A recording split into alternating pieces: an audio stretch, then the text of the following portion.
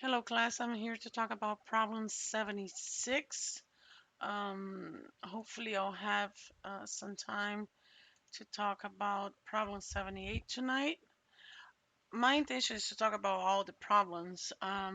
However, um, I get interrupted. I had to edit the video, so it's just not really the time that you see on the video. It usually takes longer than that. And that's the reason why it takes me longer than I expected. But let me go over problem 76, and the reason why I assign it is because you're gonna notice a difference on the significance level and some other things that I want to go over with you. So let's start. I remove most of the, if you notice, I actually included here. I told you don't have to sketch the graph, but I want to show you the left tail at the video before, I believe was a z-score minus 2.315. So here's showing you what would the graph look like. I removed that, and I also remove the confidence level because for appendix E, you're always going to be asked for a 95% confidence interval. Therefore, we're going to be using the 1.96. You're always going to be asked for the 95% confidence interval, so you just have to refer back to this little table right here at 1.96. That's what we're going to be using. I will try to not have a long video, but it is important that you understand, and you're going to see how this problem is different. Let's see the information that we have, but just by reading the problem. The cost of a daily newspaper varies from city to city. Okay, it's talking about a cost. However, the variation among price remains steady with a standard deviation of 20 cents. With a standard deviation of 20 cents. Okay, right here, we know the standard deviation. Right there, you should understand that you get to use the z-table, the normal distribution. Okay, that already answer right here. You could go ahead and put, oh, it's a normal distribution. We're going to be using the z-table. Okay, a study was done to test the claim. Test the claim. You heard me saying that before. uh, that the mean cost, we're talking about the mean, therefore single mean, correct? We're not talking about proportion. So we're going to insert here that we're going to be working with the mean. And now we're going to determine which one over here. A study was done to test the claim that the mean cost of a daily newspaper is $1. Is $1. Not less, not more, not at most, not at least. Is exactly $1. Which one right here it shows you equals to that exact amount. Right here, therefore, we're going to be using the no hypothesis as equals and the alternative hypothesis as not equals to or different than. Okay, so right here our values are going to be equal, and right here, well, we already know it's saying it's equals to $1, and right here I'm assuming this is dollar. Okay, and right here we're gonna have different, since the null hypothesis is equal. And even though sometimes you might think, why do you repeat yourself so much? Maybe one thing that I said didn't wasn't clear or didn't click, and then maybe one more time I say you see it differently, and then it helps you. Okay, and then it says 12 costs yield a mean 12 costs. So right here they're talking the cost in general. Right here they're talking about specific 12 costs yield a mean cost of 95 cents with a standard deviation of 18 cents. So we have all the rest information we need. 12 costs is our sample size. Your mean for your sample yield a mean cost of 95 cents. 95, yeah, cents, that's correct. A standard deviation of 18 cents. There you go. And then do the data support the claim at 1% level? Our level has changed. Another thing, if you do remember, I said it many, many times. How do you know left tail, right tail, two tails? Remember, I said when you look at the different, not equal to, just remember as a two tail. And that's gonna make the difference when we're calculating the significance level, because now we're not gonna be looking only at one, either the left or either the right. We're gonna have to use the p-value for the whole table, two tails. We're going to be using both sides. Okay, so let's go over here. We already stated it. Where is my null hypothesis? What is my alternative hypothesis? I always press the wrong button.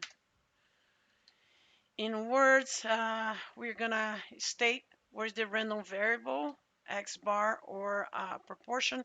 I wrote x bar here because this symbol was giving me trouble uh, for whatever reason, was turning to something else, so I just wrote x bar. So right here, clear state what your random variable x bar means, because we are working with the mean problem.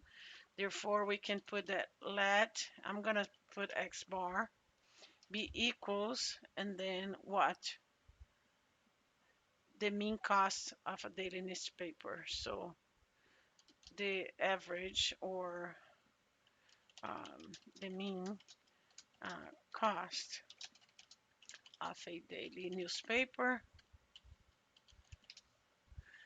We already stated the distribution. We know it's a normal distribution, a z-table, because we know the standard deviations. My test statistic, if you do remember, is going to be your z equals to your x um, bar minus mu. I'm just going to write it like this, divided by my standard deviation, divided by my square root of my sample size. Okay, if you go back here on the video, actually, I believe I deleted from here. On the video, you can see that same formula that we used before. Therefore, we're going to do equals to, what is my x bar? Well, my x bar, um, I don't want to copy it. I just want to make it a little bigger here for you to see it. Okay, my x bar, it's going to be 0.95 minus my mu, my mean for the population. Well, right there, you would expect a negative value because you're subtracting a lower number from a higher number, divided by your standard deviation. And if you remember, actually should be the standard deviation of the population. So let me, oh, I deleted. That's okay. I'll do it again. Minus 1 divided by my standard deviation of my population, divided by my square root of my sample size. So all I'm doing is referring to all this values right here. Okay, and then we have found again a z score equals to and then let's make it small. Yeah, that's okay. Let's leave it 3 digits. Okay, right now is the important part that you have to remember, that I'm talking about two tails. Therefore, the value that you find, you're gonna multiply by two. The reason, because you're talking about both tails of the curve. You're not just working with one tail. Okay, we have found a z-score minus 0.866. If we go to our z-table, you're gonna be finding your minus zero point 0.8, and you're gonna go all the way to 6.06, and then you find a 0.1949. However, I'm doing a 0.866. So let's go ahead and add the 0.7 as well, but not the full percentage, because here you see that it's not really, it's below 0.07, is about 3.4 below the actual value over here. So let's just go ahead and deduct about 4 from here. So let's say that it's going to be plus 0.1918. So we have defined that the p-value in this case, it's gonna be uh, 0.3867. Then you're asking yourself, okay, now I need to divide by 2, right? No, you don't. And the reason is because you have a two tail. You're calculating for both tails, therefore you're gonna leave it as it is for the two tail right there. That will be your p-value. Therefore, you can go ahead and move this over here. Well, right here, um, indicate the correct decision, write the appropriate conclusion. So your alpha, you're asking for a 0.01 out of 0.05.